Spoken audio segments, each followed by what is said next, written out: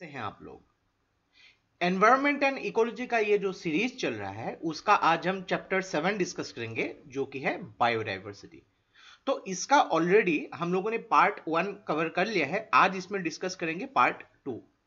तो पार्ट 1 में अगर आप लोगों ने फॉलो किया है तो यहाँ पे हम लोगों ने डिटेल में डिस्कस किया था कि बायोडाइवर्सिटी एक्चुअली में होती क्या है, इसके अलग अलग लेवल्स के बारे में डिस्कस किए थे, इसके अलग अलग मेजरमेंट्स जो है इसके बारे में डिस्कस किए थे, और बायोडाइवर्सिटी जो लॉस है उसके बारे में भी अलग डिस्कस किया था कि ये जो है कैसे अफेक्ट करती है इकोलॉजी को।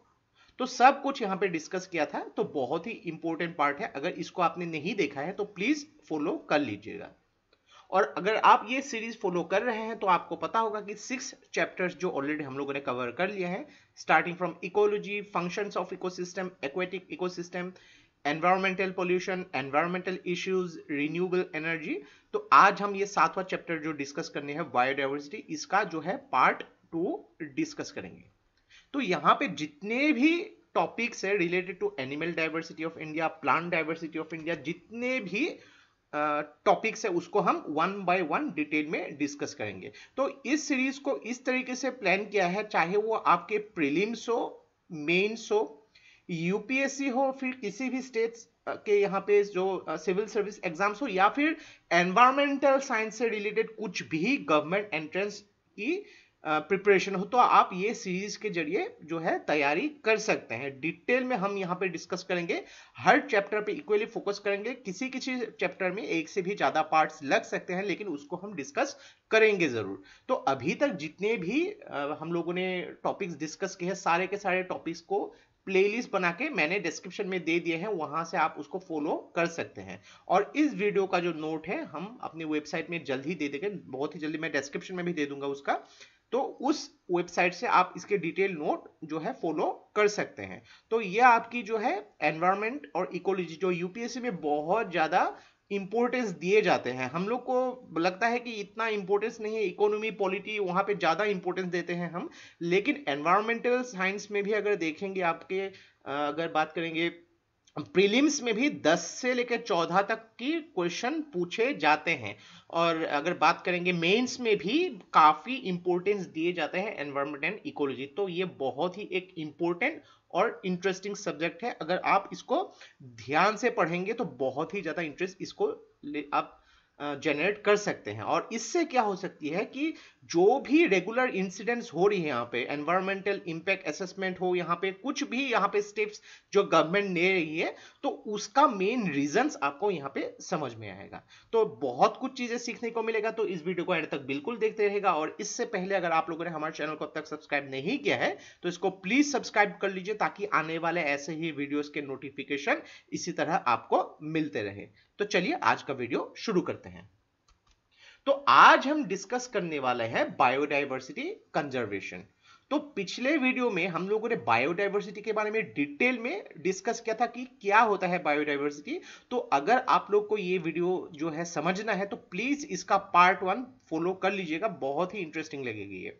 तो बायोडाइवर्सिटी कंजर्वेशन क्या है कि एक प्लान्ड मैनेजमेंट है, नेचुरल जो रिसोर्सेस है उसको एक बैलेंस में जो है नेचर में रिटेन करना और डाइवर्सिटी को मेंटेन करना। यानी कि जो प्लांट्स है, एनिमल्स है, यहाँ पे अलग अलग जो रेप्टाइल्स हो, यहाँ पे बर्ड्स हो, उसको एक प्रोटेक्टेड एरिया में उसको कंजर्व करके रखना, ताकि उन लोग की यहाँ पे क्षति ना पहुंचे। तो क्या होता है जनरली जो नेचुरल हैबिटेट होते हैं उनके अलग अलग जगह पे, जहाँ फॉरेस्ट में ये जानवर पाए जाते हैं या फिर जो पेड़ पौधे होते हैं, उन लोग को काफी बायोडाइवर्सिटी लॉस की वजह से यहाँ पे उन लोग जो है एंडेंजर्ड कैटेगरी में चली जाती है, यानी कि उनकी जो पॉपुलेशन एकदम खत्म होने वाली होती है। तो सारे के सारे जो यहाँ पे जो प्लांट्स हो, एनिमल्स हो, उन लोग को एक प्रोटेक्टेड एरिया में, एक प्रोटेक्टेड मैनेजमेंट एरिया में रखना ही बायोडाइवर्सिटी कंजर्वेशन का मेन मकसद है।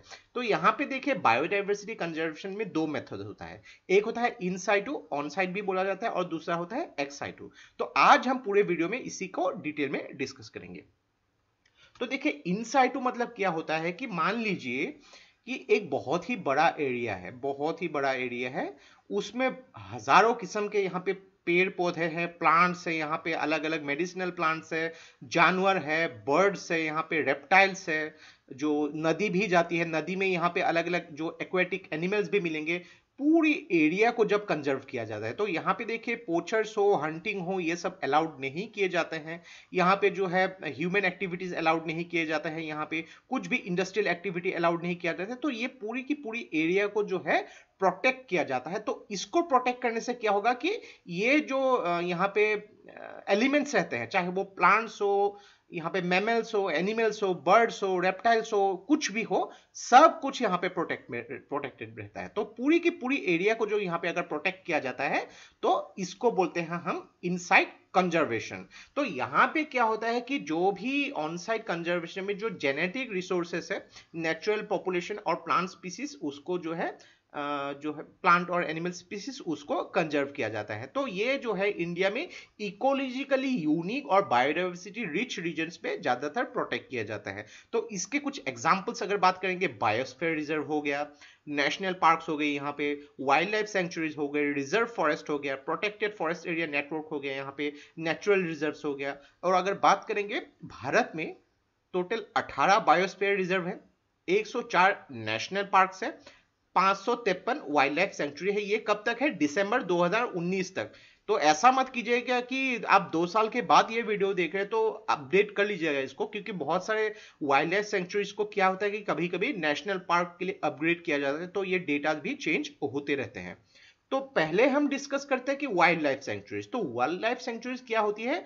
यहाँ पे काफी सारे जो एंडेंजर्ड स्पीसीज है उनकी होम के हिसाब से उसको माना जाता है। तो यहाँ पे जो है हंटिंग हो, यहाँ पे कंपटीशन हो, प्रेडेशन यहाँ पे जो है अलाउड नहीं किया जाता है। और उसको जो है जो भी यहाँ पे स्पीसीज हो, चाहे वो प्लांट्स हो, एनिमल्स हो, जो भी उनकी जो नेचुरल हैबिटेट में प्रॉब्लम्स होती है, उसको एक सेफगार्ड यहाँ पे दिए जाते हैं। और यहाँ पे जो है बहुत सारे जो गवर्नमेंट फंडिंग भी होती है, यहाँ पे बहुत जो इंपोर्टेंस दिए जाते हैं ताकि पूरी की पूरी यहाँ पे एरिया जो है सेफ रहे।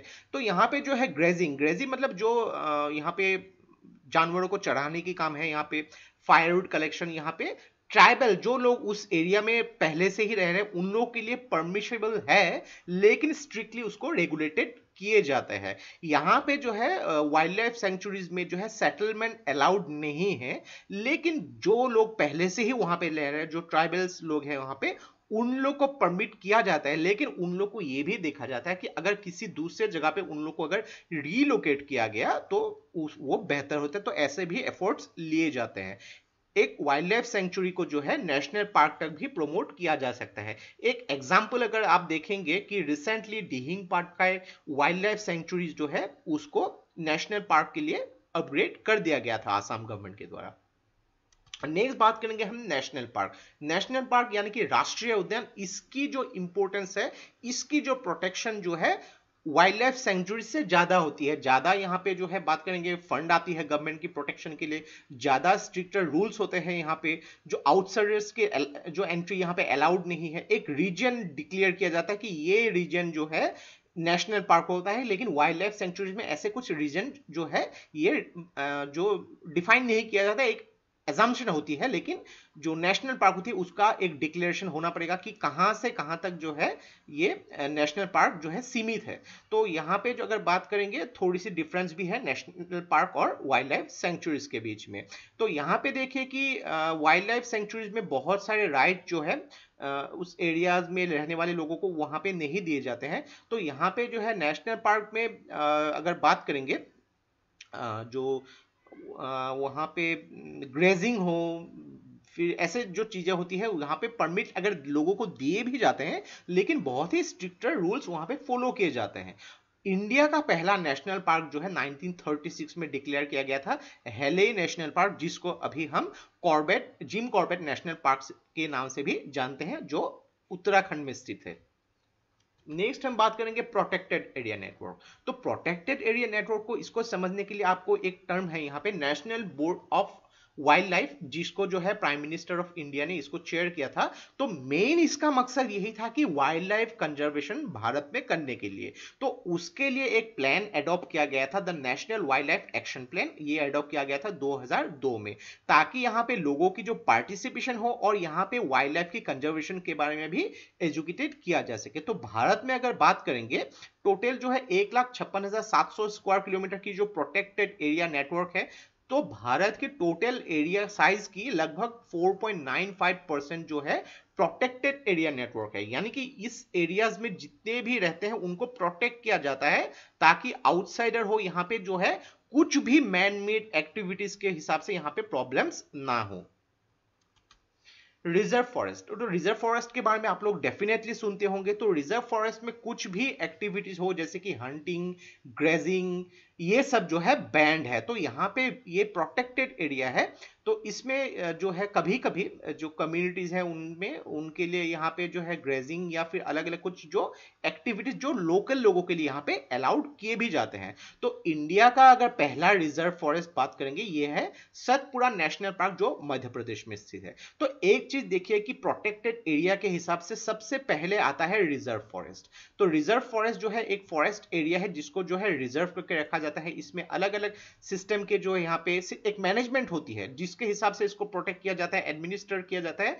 तो इसको जो है रिजर्व फॉरेस्ट को अपग्रेड किया जाता है जो वाइल्ड लाइफ सेंचुरी के लिए। तो वाइल्ड लाइफ सेंचुरी में जब इसको अपग्रेड किया जाएगा, इसमें बहुत कुछ चीजें यहाँ पे देखा जाएगा, इसमें और भी गवर्नमेंट फंडिंग आएगी, काफी सारे यहाँ पे स्ट्रिक्टर रूल्स होंगे। फिर वाइल्ड लाइफ सेंचुरीज को अपग्रेड करके जो है नेशनल पार्क जो है इसमें अपग्रेड किया जा सकता है। तो नेशनल पार्क जो है सबसे जो स्ट्रिक्टर प्रोटेक्टेड एरिया नेटवर्क है, यहाँ पे सबसे ज्यादा प्रोटेक्शन यहाँ पे मिलती है, ज्यादा से ज्यादा गवर्नमेंट फंड मिलती है, कुछ भी जानवरों के लिए यहाँ पे हो, जो इंटरनेशनल अगर यहाँ पे फंडिंग भी होती है वो भी अलाउड होती है। तो ज्यादा से ज्यादा प्रोटेक्टेड करने के लिए जो है वो स्टेटस अगर बात करेंगे नेशनल पार्क। तो आपको यहाँ पे पूछे भी जा सकता है कि इनमें से सबसे ज्यादा प्रोटेक्टेड कौन सी है। तो सबसे ज्यादा प्रोटेक्टेड या सबसे ज्यादा स्ट्रिक्ट रूल जो है नेशनल पार्क के लिए लागू होती है।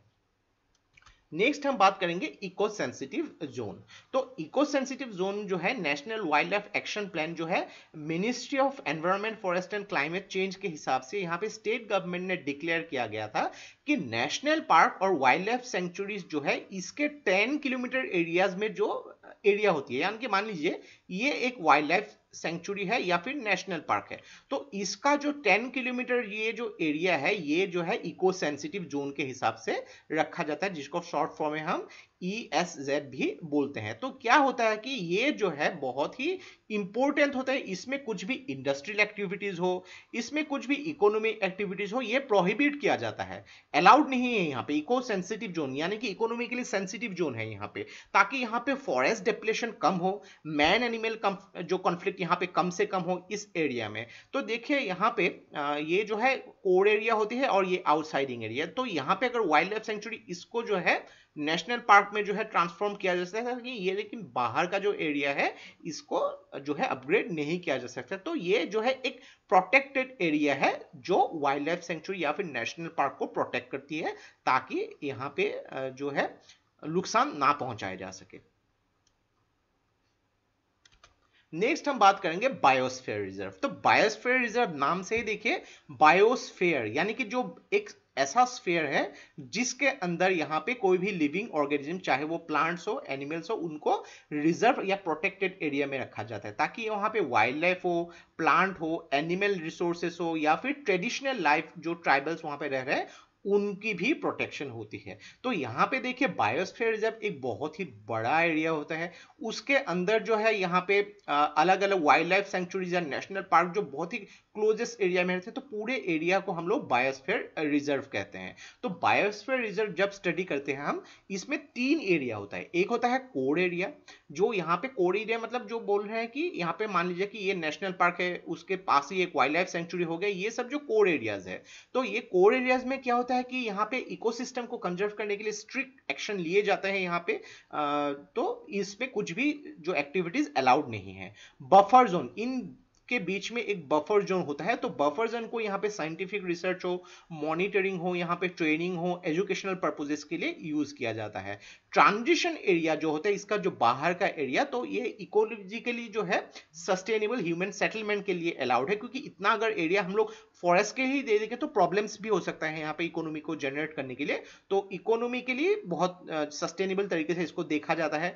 इकोनॉमिक एक्टिविटीज जैसे कि टूरिज्म भी यहाँ पे परमिट किए जाते हैं। तो इसको अगर आप एक इमेज से देखेंगे तो समझ में आ जाएगा। तो ये देखिए, ये ट्रांजिशन जोन है, एक बहुत ही बड़ा एरिया, उसके अंदर बफर जोन आती है। तो बफर जोन में यहाँ पे क्या होता है कि एजुकेशनल पर्पज यहाँ पे किए जाते हैं। ट्रांजिशन जोन में यहाँ पे थोड़ी सी इकोनॉमिक एक्टिविटीज, टूरिज्म वगैरह भी अलाउड है। कोर एरिया जो है यहाँ पे कुछ भी अलाउड नहीं है। तो ये पूरा का पूरा जो एरिया है यहाँ पे, इसको बायोस्फीयर रिजर्व का एरिया हम लोग समझ सकते हैं। नेक्स्ट बात करेंगे टाइगर रिजर्व। तो नाम से ही पता लग सकता है कि यहाँ पे टाइगर रिजर्व यानी कि एक पर्टिकुलर जो स्पीसीज है यहाँ पे, उसकी जो है प्रोटेक्शन किए जाता है, जिसका स्टेटस जो है लगभग एक वाइल्ड लाइफ सेंचुरी या फिर नेशनल पार्क का जैसा ही होता है यहाँ पे। तो यहाँ पे टाइगर रिजर्व को जो है गवर्न कौन करती है? National tiger conservation authority govern करती है अंडर प्रोजेक्ट टाइगर के हिसाब से। तो इसमें भी जो है कोर और बफर स्ट्रेटजी यहाँ पे होती है। कोर एरिया होती है, उसमें बफर एरिया होती है। तो यहाँ पे कोर एरियाज को कुछ भी ह्यूमन एक्टिविटीज के लिए अलाउड नहीं किए जाते हैं। यहाँ पे अगर बात करेंगे अलग अलग जो फॉरेस्ट प्रोड्यूस हो, यहाँ पे ग्रेजिंग हो, ह्यूमन डिस्टर्बेंसेस, ये सब अलाउड नहीं है। तो टाइगर रिजर्व जैसे होते हैं वहां पे उस तरीके से एलिफेंट रिजर्व भी होती है। तो भारत में अगर बात करें कि 50 टाइगर रिजर्व है और 30 एलिफेंट रिजर्व है। और अगर भारत के बारे में बात करेंगे तो पूरे दुनिया का लगभग 80% जो टाइगर भारत में ही मौजूद है। नेक्स्ट बात करेंगे एक्स साइटो। तो इन साइटो के बारे में हम लोगों ने डिटेल में डिस्कस कर लिया। इन साइटो में पूरे एरिया को जो है उसको कंजर्व किया जाता है। तो एक्स साइटो में क्या होता है कि पर्टिकुलर एक स्पीसीज को जो है उसको नेचुरल हैबिटेट से निकाल के उसको यहाँ पे बहुत ही प्रोटेक्टेड एरिया में रखा जाता है, उसकी कल्चर की जाती है, ताकि यहाँ पे उसको एंडेंजर्ड जो कैटेगरी से निकाल के उनको जो है संभाल लिया जा सके। तो यहाँ पे जो है कुछ भी थ्रेटन यहाँ पे एक पार्ट हो, उनमें अलग अलग मेजरमेंट्स लेने हो, तो उसके लिए ये अप्रोच लिए जाता है, ताकि जो थ्रेटन एनिमल्स हो, प्लांट्स हो, उनको उनके नेचुरल हैबिटेट से निकाल के उनको स्पेशल सेटिंग में रखा जा सके, ताकि यहाँ पे प्रोटेक्टेड और स्पेशल केयर उन लोग को मिल सके। कुछ कुछ एग्जांपल्स है, जैसे कि जूलॉजिकल पार्क्स हो गई, बोटानिकल गार्डन्स हो गई, वाइल्ड लाइफ सफारी पार्क्स हो गई, सीड बैंक्स हो गए, यहाँ पे अलग अलग यहाँ पे ये एग्जांपल्स है। तो यहाँ पे जो है थ्रेटन स्पीसीज को यहाँ पे प्रोटेक्टेड एक एनवायरनमेंट में रखा जाता है। तो नेशनल जीन बैंक जो हो गई, national bureau of plant genetic resources जो दिल्ली में है, तो ये जनरली क्या होती है कि लॉन्ग टर्म बेसिस पे यहाँ पे जो है सीड्स की कलेक्शन यहाँ पे करती है, उसकी यहाँ पे जो जनरेशन करती है, ताकि सीड्स के हिसाब से भी प्लांट्स जो एंडेंजर्ड प्लांट्स हो उसकी जो है यहाँ पे संख्या को बढ़ाया जा सके।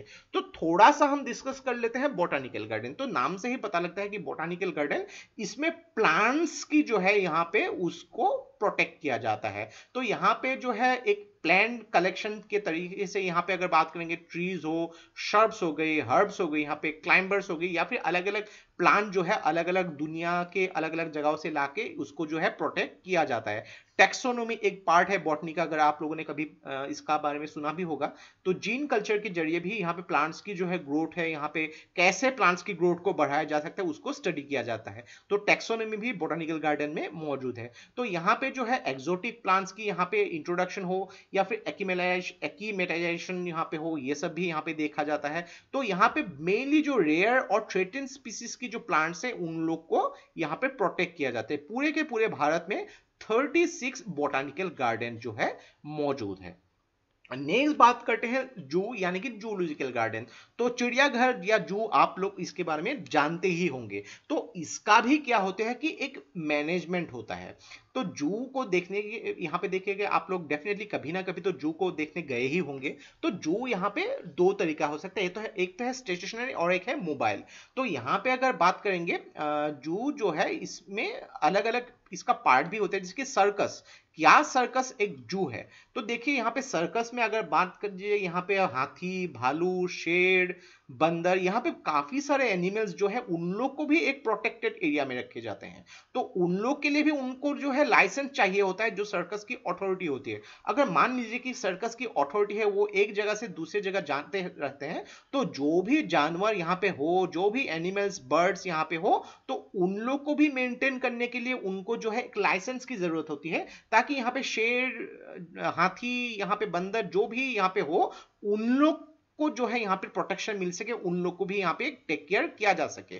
तो सर्कस भी एक लाइसेंस प्रोग्राम है। या फिर जो रेस्क्यू सेंटर्स होती है अलग अलग, तो यहाँ पे क्या होता है कि जो भी ऑर्फन एनिमल्स है उन लोग को देखभाल नहीं मिलता है, तो उन लोग को रेस्क्यू सेंटर्स में जो है देखभाल किया जाता है। जब उन लोग कंप्लीटली लायक हो जाए तो उन लोग को जो है एक नेचुरल एनवायरनमेंट में छोड़ा जाता है, या फिर वाइल्ड लाइफ सेंचुरी या नेशनल पार्क में उन लोग को छोड़ा जाता है। तो जू का जो है, चिड़ियाघर का पहला पर्पस क्या था? एंटरटेनमेंट था। यहाँ पे लोग जो है जू में अलग अलग यहाँ पे चिड़िया हो, जानवर हो, उन लोग को देखने के लिए आते थे। लेकिन ग्रेजुअली क्या हो गया, जू जो है एक वाइल्ड लाइफ कंजर्वेशन सेंटर हो गया और एनवायरमेंटल एजुकेशन के लिए भी यहाँ पे एक रिसर्च सेंटर जैसी बन गई है यहाँ पे। तो जू को भी यहाँ पे जो है अलग अलग स्पीसीज के जो कंजर्वेशन के लिए उसको जो है माना जा सकता है। तो central zoo authority of India ये जो है गवर्निंग अथॉरिटी है भारत के जितने भी जू है उसको गवर्न करने के लिए। सॉरी। तो बायोडाइवर्सिटी कंजर्वेशन के बारे में हम लोगों ने काफी कुछ डिस्कस कर लिया है। तो इसका इफेक्ट क्या होती है, इसकी बेनिफिट क्या होती है? तो ये क्या करती है, इकोलॉजिकल डाइवर्सिटी जो है हमने पिछले पार्ट में डिस्कस किया था उसको प्रोटेक्ट करती है। कंटिन्यूटी ऑफ फूड चेन जो है इसको प्रिजर्व करते थे, हम लोगों ने पिछले पार्ट में डिस्कस किया था। यहाँ पे जेनेटिक डाइवर्सिटी जितने होते हैं प्लांट्स या एनिमल्स उसको प्रिजर्व करते हैं। यहाँ पे जेनेटिक डाइवर्सिटी क्या होती है, यहाँ पे इसके बारे में डिस्कस किया था हमने। स्पीसीज डाइवर्सिटी क्या होती है, इकोलॉजिकल डाइवर्सिटी क्या होती है, सब कुछ यहाँ पे डिस्कस किया था। तो बायोलॉजिकल कंजर्वेशन क्या करती है, एंश्योर करती है सस्टेनेबल यूटिलाइजेशन, ये जो एनिमल्स है, प्लांट्स है उनकी, और ताकि उनकी सपोर्ट जो है अर्थ में यहाँ पे कैसे किया जा सके। और इसके लिए जो अगर बायोडाइवर्सिटी कंजर्वेशन के हिसाब से भी यहाँ पे जब एक प्रोटेक्टेड एरिया में उन लोग को रखा जाता है, तो एक तो है कि उन लोग की यहाँ पे जो भी स्पीसीज को रखा जाता है उन लोग की पॉपुलेशन बढ़ाने की हो, या फिर उन लोग की यहाँ पे पोटेंशियल जो है उसको भी बढ़ाने की बात होती है। तो ये बायोडाइवर्सिटी कंजर्वेशन क्या करती है, सस्टेनेबल यूटिलाइजेशन, यानी कि जो है यहाँ पे जो भी सस्टेनेबल तरीके से, यानी कि एनवायरमेंट को कुछ भी क्षति नहीं पहुंचती है, लेकिन उसका बेनिफिट्स भी मिलता रहता है, और उसका पोटेंशियल रिसोर्सेज को भी यूटिलाइज करके उसको आगे बढ़ाने का यहाँ पे मकसद होता है। तो बहुत कुछ बायोडाइवर्सिटी कंजर्वेशन का बेनिफिट्स होता है। तो इस पार्ट में हमने सिर्फ इतना ही डिस्कस किया, बहुत ज्यादा डिस्कस करेंगे तो आप लोग को कंफ्यूजन भी हो सकता है। तो एक चीज देखिए कि जब भी आप एनवायरमेंटल साइंस पढ़ रहे होंगे तो डेफिनेटली जो भी मैंने डिस्कस किया आप लोग जानते होंगे इसके बारे में। तो थोड़ा सा यहाँ पे अगर स्टैटिक पार्ट आप लोग को पता होता है तो आप लोग उसको डे टू डे एक्टिविटीज के साथ जो एनवायरमेंट के साथ होती रहती है, गवर्नमेंट करती रहती है, जो भी यहाँ पे असेसमेंट होती है, जो भी यहाँ पे समिट्स होती रहती है, तो उसका भी आप उसको साथ रिलेट कर सकते हो। तो जो भी यहाँ पे बुक्स मैंने रेफर किया है, शंकर आईएएस के जो एनवायरमेंट की बुक हो, या फिर राजगोपालन की जो एनवायरमेंटल स्टडीज, बहुत ही अच्छी बुक है। दोनों बुक्स पढ़ना बहुत ही इंपॉर्टेंट है। जितना मर्जी आप नोट्स को क्यों ना फॉलो कर ले, लेकिन बुक्स का जो कुछ भी रिप्लेसमेंट नहीं होता है। तो इन दोनों ही बुक्स का लिंक जो मैंने डिस्क्रिप्शन में दे दिया है, वहां से आप ऑनलाइन इसको परचेज कर सकते हैं। और अगर ऑनलाइन परचेज करेंगे तो आपको यहाँ पे डिस्काउंट भी मिलेगी और आपकी टाइम की भी बचत होगी। तो दोनों ही बुक के लिंक मैंने डिस्क्रिप्शन में दे दिया है। तो नेक्स्ट पार्ट जो होगा, पार्ट 3 में हम बायोडाइवर्सिटी इन इंडिया, इसके बारे में डिटेल में डिस्कस करेंगे। तो see you in the next video. और ये वीडियो अगर आप लोगों को अच्छा लगा, इसको प्लीज लाइक कीजिए, इसको सब्सक्राइब कीजिए, इसको शेयर कर दीजिए, क्योंकि ऐसे वीडियोस बनाने के लिए हम लोग को बहुत ज्यादा मेहनत और रिसर्च की जरूरत होती है, और आप लोग का सपोर्ट हम लोग को बहुत ज्यादा इंस्पायर करता है और भी हार्ड वर्क करने के लिए। तो आज के लिए बस इतना ही। देखते रहिए study rise. Take care, thank you and जय हिंद।